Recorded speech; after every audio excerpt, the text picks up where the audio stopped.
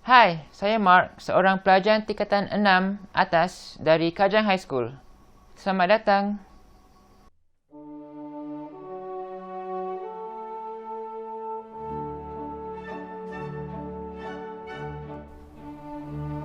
Saya akan membentang tentang subjek STPM Sejarah semester 3, bab 18, iaitu peluasan kuasa asing.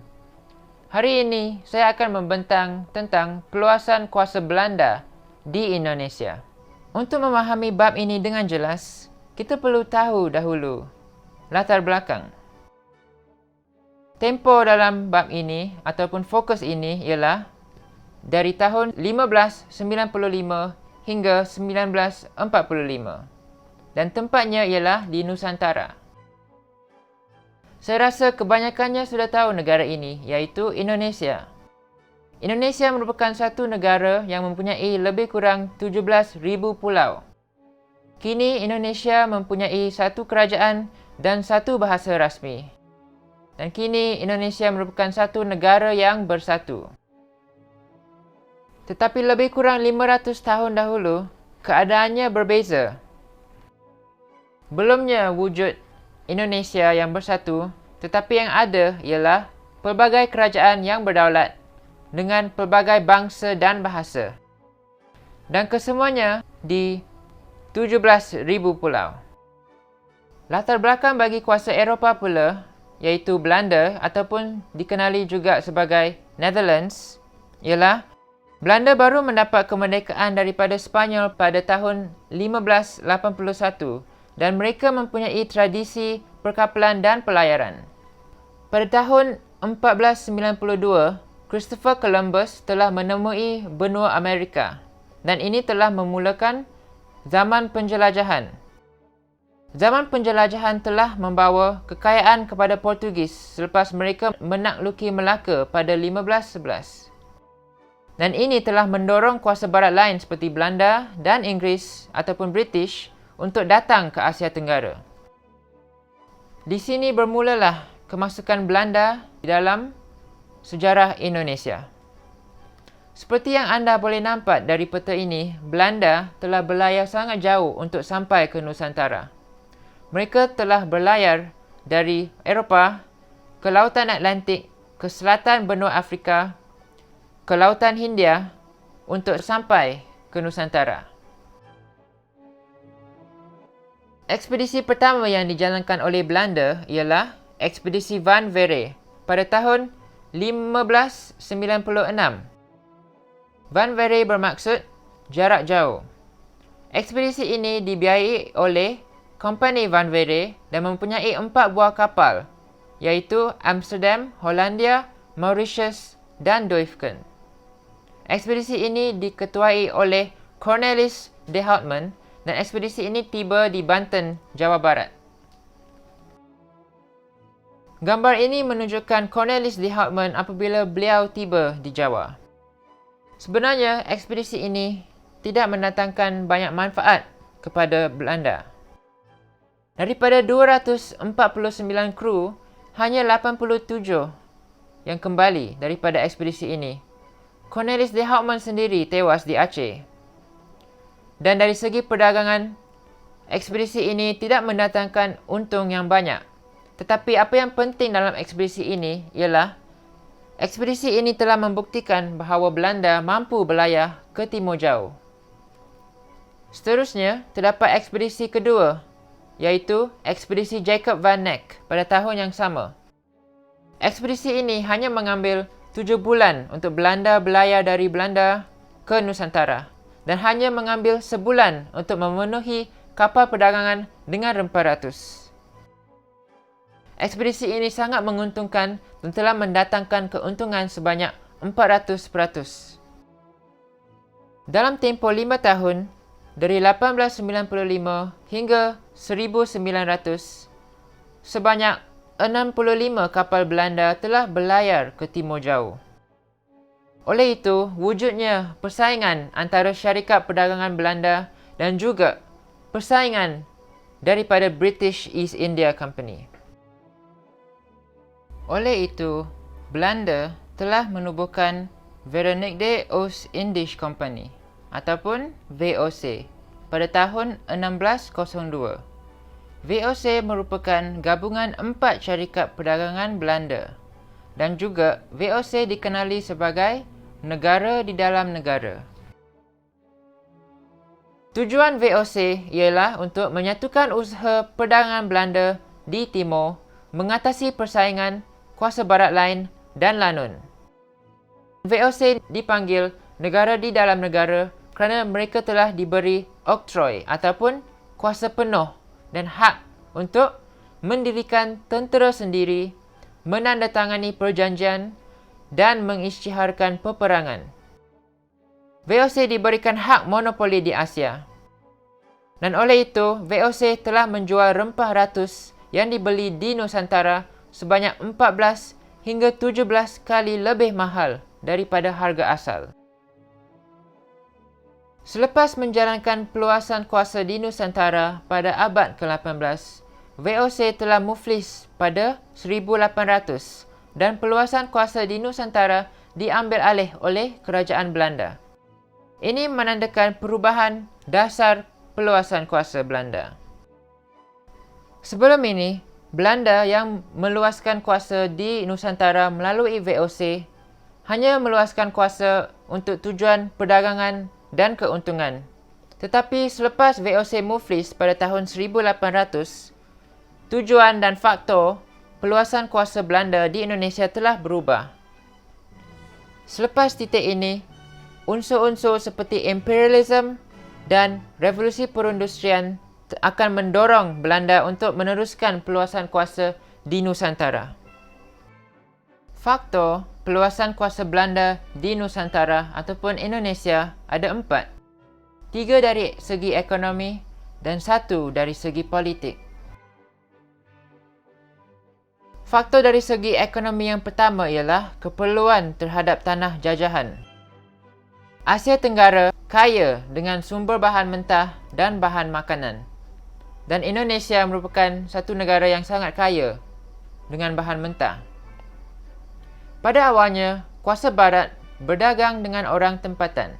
Kemudian kuasa barat ingin memastikan bekalan bahan mentah dan bahan makanan diperoleh secara berterusan. Kuasa barat mula bersaing untuk menjajah Asia Tenggara melalui campur tangan dalam hal tempatan dan konflik antara kuasa Eropah. Antara bahan mentah yang diinginkan oleh Belanda ialah rempah ratus seperti buah pala dan cengkeh. Dan kedua-dua ini hanya didapati di Maluku ataupun Spice Islands. Faktor kedua pula ialah kesan revolusi perusahaan. Revolusi perusahaan ataupun perindustrian telah menyebabkan pembinaan kilang-kilang yang meningkatkan keluaran, peningkatan permintaan terhadap bahan mentah dan bekalan bahan mentah secara besar-besaran dan berterusan diperlukan. Antara bahan mentah yang boleh didapat di Nusantara ialah rempah ratus seperti yang dikatakan tadi, bukan sahaja di Kepulauan Maluku tetapi juga di Aceh. Biji timah di Pulau Sumatera, Pulau Jawa dan Pulau Kalimantan. Dan akhirnya petroleum yang ada di Pulau Sumatera dan Pulau Jawa. Seperti yang boleh dilihat dari peta ini, Kepulauan Indonesia memang ada banyak sumber petroleum. Dan di Indonesia pada zaman penjajahan Belanda pada tahun 1890, Royal Dutch Petroleum Company ditubuhkan. Telaga minyak di Pangkalan Berandan Sumatera merupakan telaga minyak pertama oleh Royal Dutch Petroleum Company ataupun Shell. Faktor ekonomi yang terakhir ialah kemajuan sains dan sistem pengangkutan. Revolusi perindustrian telah menyebabkan kemajuan sains dan sistem pengangkutan. Ciptaan baharu seperti kapal wap dan terusan Suez di Mesir telah membantu kuasa Eropah menjajah kawasan baharu dan meningkatkan persaingan antara kuasa Eropah. Kemajuan ini turut menyebabkan peningkatan permintaan terhadap biji timah dan petroleum. kerana penciptaan seperti kapal wap dan teknologi lain yang digunakan oleh Belanda untuk menjajah Indonesia memerlukan bahan mentah seperti petroleum dan biji timah. Dan ini turut menyebabkan kuasa barat iaitu Belanda berusaha lagi untuk meluaskan kuasa di Nusantara untuk menampung permintaan bahan mentah. Dari segi politik pula, Belanda juga bimbang ancaman kuasa Eropah yang lain. Selepas Perang Napoleon, kuasa Eropah giat mencari tanah jajahan baharu untuk memperoleh bahan mentah. Kuasa-kuasa barat lain sedang bergerak aktif di Asia dan Belanda ingin mengukuhkan kedudukannya di Hindia Timur. Seperti yang boleh dinampak di peta ini, kuasa barat lain juga ada di Asia Tenggara pada waktu yang sama. Seperti Perancis di Indochina, British di Tanah Melayu, Sabah Sarawak dan juga Burma, dan juga Spanyol di Filipina. Poster ini merupakan satu poster propaganda ataupun poster imperialis Belanda pada waktu itu. Poster ini menggambarkan Ratu Belanda pada waktu itu memegang rantai leher yang berbentuk Kepulauan Indonesia. Di bawah terdapat ayat dalam bahasa Belanda, "Permata kita yang paling berharga." Poster ini dapat menggambarkan perasaan Belanda terhadap Indonesia yang merupakan tanah jajahan yang sangat menguntungkan kepada mereka. Dengan ini, Belanda akan cuba untuk menakluki Indonesia dan menjajah Indonesia dengan pelbagai cara, termasuklah dengan kekejaman.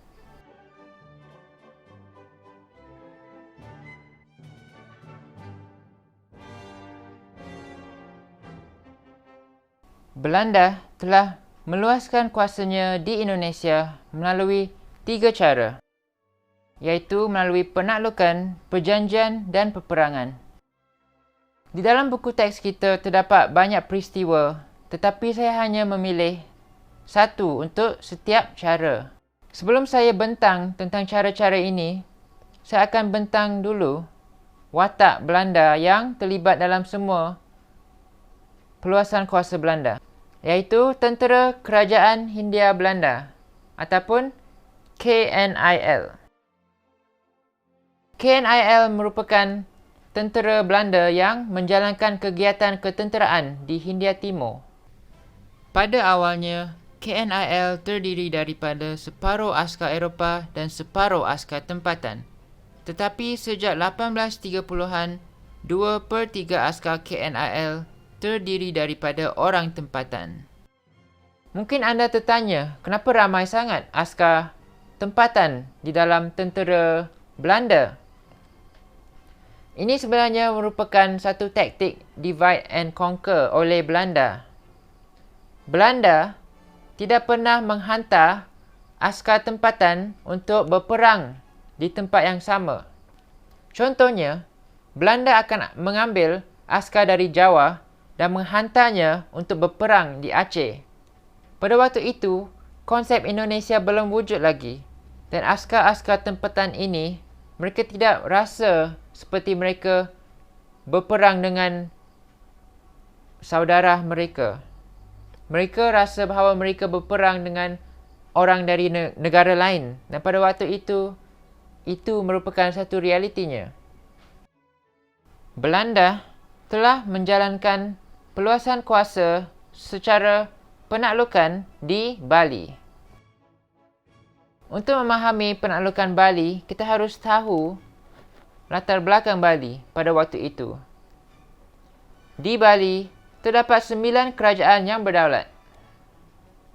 Dan atas sebab perdagangan candu, perdagangan senjata, tradisi tawan karang dan perdagangan hamba abdi, Belanda menghantar ekspedisi ketenteraan untuk menakluki Bali. Belanda telah menakluki Bali melalui beberapa ekspedisi ketenteraan pada tahun 1846, 1848, 1849, 1906 dan 1908. Ekspedisi Belanda pada tahun 1846, 1848 dan 1849 dimulakan atas sebab tradisi tawan karang, iaitu tradisi orang Bali di mana mereka mengambil harta daripada kapal karam. Tradisi ini tidak diterima oleh Belanda. Kedua-dua ekspedisi Belanda pertama pada tahun 1846 dan 1848 gagal kerana kerajaan Bali dapat mengalahkan Belanda.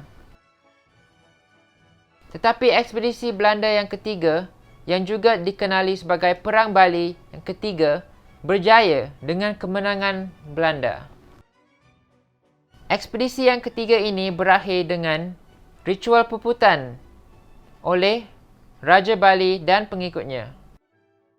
Puputan ini merupakan aksi membunuh diri secara beramai-ramai daripada menyerah kalah kepada musuh. Selain itu, Belanda juga telah menghantar ekspedisi ketenteraan ke Lombok apabila perbalahan tercetus antara orang Sasak dan orang Bali. Pada tahun 1908, Belanda melancarkan ekspedisi ketenteraan ketujuh yang akhirnya berjaya menakluki Bali. Ekspedisi ketenteraan dihantar kerana terdapat pemberontakan rakyat yang menentang monopoli candu yang memanfaatkan Belanda. Bandar Kelungkung di Bali dibom oleh kapal perang KNIL. Ekspedisi ketenteraan ini sekali lagi diakhiri dengan ritual puputan.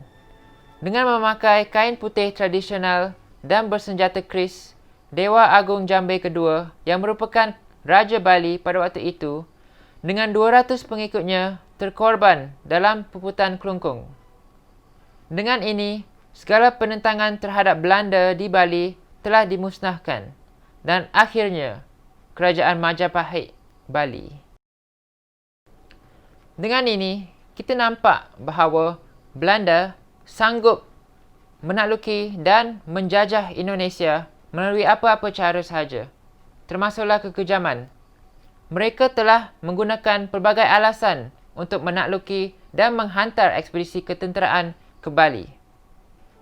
Cara peluasan kuasa Belanda seterusnya ialah melalui perjanjian. Hanya ada satu perjanjian, iaitu Perjanjian Sumatera 1871. Perjanjian sebelumnya, iaitu Perjanjian Inggeris-Belanda 1824, tidak dapat menyelesaikan semua masalah antara British dengan Belanda. Perjanjian Inggeris-Belanda 1824 telah mengehadkan peluasan kuasa Belanda kerana kedaulatan Aceh dijamin dan British masih mempunyai pengaruh di Pulau Sumatera. Seperti yang kita boleh nampak di dalam peta ini, Perjanjian Inggeris-Belanda 1824 menyatakan bahawa semua tanah di selatan Singapura milik Belanda dan semua tanah di utara Singapura, termasuklah tanah Melayu, adalah milik British. Namun, Belanda telah meluaskan pengaruhnya melalui perjanjian seperti dengan Kesultanan Siak di Sumatera. British tidak berpuas hati dan menyatakan bahawa tindakan ini melanggar Perjanjian Inggeris-Belanda 1824. Dengan ini, satu perjanjian baharu telah ditandatangani, iaitu Perjanjian Sumatera 1871. Perjanjian ini memberikan Belanda kuasa penuh ke atas seluruh Pulau Sumatera, termasuklah Kesultanan Aceh. Seperti yang kita boleh nampak dalam peta ini, kesan daripada Perjanjian Sumatera 1871 ialah Belanda dapat meluaskan kuasanya ke seluruh Pulau Sumatera, termasuk Kesultanan Aceh. Perjanjian ini antara kuasa imperialis di Asia Tenggara pada waktu itu telah membawa kita ke cara peluasan kuasa yang seterusnya, iaitu peperangan. Perang Aceh yang berlaku pada tahun 1873 hingga 1903 merupakan perang yang paling lama dalam sejarah kolonial Belanda. Kesultanan Aceh telah lama mempunyai kedaulatan dan telah pun menjalin hubungan diplomatik dengan Turki Uthmaniyah sejak abad ke-16. Kedaulatan Aceh, seperti yang saya kata tadi, juga telah dijamin melalui Perjanjian Inggeris-Belanda 1824. Aceh, yang merupakan pembekal lada kedua terbesar di dunia pada waktu itu, telah menarik perhatian kuasa barat lain. Pada tahun 1873, perundingan antara Kesultanan Aceh dan Amerika Syarikat telah diadakan di Singapura. Kejadian ini dilihat sebagai pencabulan Perjanjian Sumatera 1871 yang memberikan Belanda hak untuk mengawal Aceh. Ini menandakan permulaan Perang Aceh yang akan berterusan selama 35 tahun. Ekspedisi ketenteraan Belanda yang pertama ialah pada Mac hingga April 1873. Tentera KNIL seramai 3,000 yang dipimpin oleh Jeneral Kohler dikalahkan oleh pejuang Aceh selepas Kohler ditembak mati. Belanda turut menghantar ekspedisi kedua pada tahun yang sama. Tentera KNIL seramai 13,000 yang dipimpin oleh Jeneral Van Swieten, dan ekspedisi ini dilancarkan semasa wabak kolera berlaku. Ramai askar KNIL dan pejuang Aceh terkorban akibat kolera. Selepas itu, Sultan Mahmud Shah juga dijangkiti dengan kolera dan pihak Aceh mencari keselamatan di kawasan pedalaman Aceh. Belanda mengumumkan kemenangan dan pembubaran Kesultanan Aceh. Tetapi, sebenarnya, pejuang Aceh meneruskan perang gerila dari kawasan pegunungan dan kawasan pedalaman. Dari situasi yang dahsyat ini, muncullah satu pejuang Aceh, iaitu Cut Nyak Dien. Beliau merupakan isteri kepada seorang putera Kesultanan Aceh yang telah wafat dalam pertempuran melawan Belanda. Cut Nyak Dien telah meneruskan perjuangan gerila selama 23 tahun sehingga beliau ditangkap pada tahun 1901. Pada tahun 1904, selepas peperangan gerila yang panjang, Sultan Aceh telah menyerah kepada Belanda di bawah pimpinan Jeneral Van Hoyts. Walaupun Kesultanan Aceh sudah dikalahkan, Aceh di bawah Belanda tidak pernah mencapai kestabilan sepenuhnya. Masih berlaku pembunuhan di Aceh sehinggalah Perang Dunia Kedua.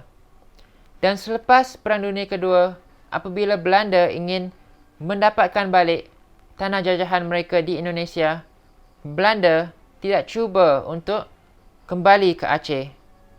Kerana untuk Belanda, Aceh itu terlalu menakutkan dan terlalu susah untuk mengawal dan menjajah. Selepas Perang Aceh, Belanda telah meneruskan peluasan kuasanya ke seluruh Indonesia sehingga tahun 1942 apabila Perang Dunia Kedua cetus. Ini merupakan satu gift yang menunjukkan peluasan kuasa Belanda di Nusantara dari tahun 1603 oleh VOC sehinggalah ke tahun 1942.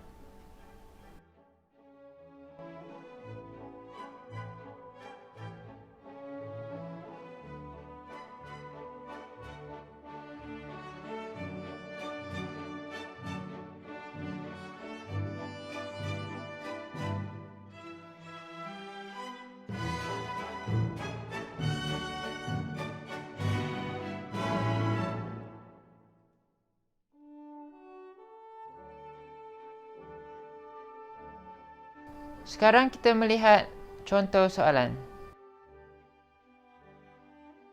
Bincangkan cara-cara yang digunakan oleh Belanda di Indonesia untuk meluaskan kuasanya pada abad ke-19. Ini merupakan pendahuluan saya. Belanda, yang merupakan sebuah negara kecil di Eropah, telah berusaha untuk meluaskan kuasanya di Timur Jauh akibat zaman penjelajahan pada abad ke-16. Selepas kejayaan ekspedisi de Houtman dan ekspedisi Van Neck, penubuhan Syarikat Hindia Timur Belanda ataupun VOC telah memulai peluasan kuasa di Indonesia pada abad ke-17 dan abad ke-18 melalui hak monopolinya iaitu oktroi. Selepas pembubaran VOC pada 1800, Kerajaan Belanda telah mengambil alih peluasan kuasa di Indonesia pada abad ke-19 dan memperoleh kejayaan melalui beberapa cara. Untuk isi, kita boleh mengambil isi yang telah saya huraikan ataupun mana-mana isi yang terdapat dalam buku sejarah kita. Untuk peluasan kuasa melalui penaklukan, kita boleh mengambil penaklukan Bali seperti yang saya telah menghuraikan ataupun penaklukan Sumatera. Untuk perjanjian, hanya ada satu perjanjian iaitu Perjanjian Sumatera 1871. Untuk peluasan kuasa melalui peperangan, kita boleh memilih Perang Aceh ataupun Perang Jawa. Ini adalah penutup saya.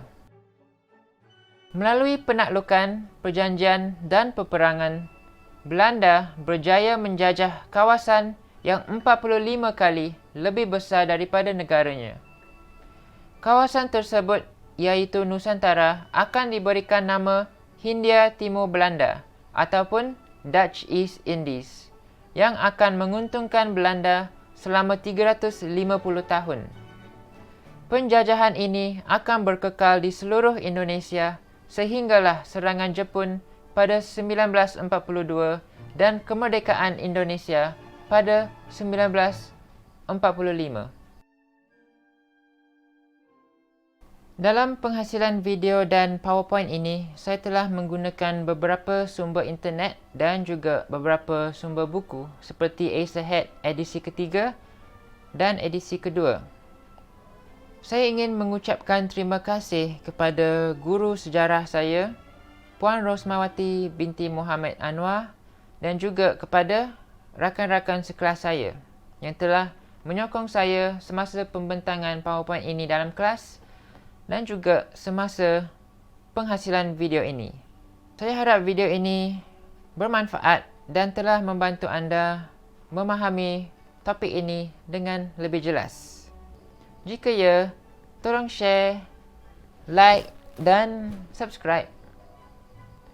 Saya juga telah menghasilkan beberapa playlist untuk subjek STPM. Jika anda telah menemui playlist tu, anda bolehlah like dan subscribe kepada cikgu-cikgu yang telah menghasilkan video untuk kami semua. Kerana mereka semua telah berusaha untuk memberikan kepada kita ilmu dan pembelajaran pada waktu ini. Saya rasa itu sahaja daripada saya pada hari ini. Terima kasih. Bye.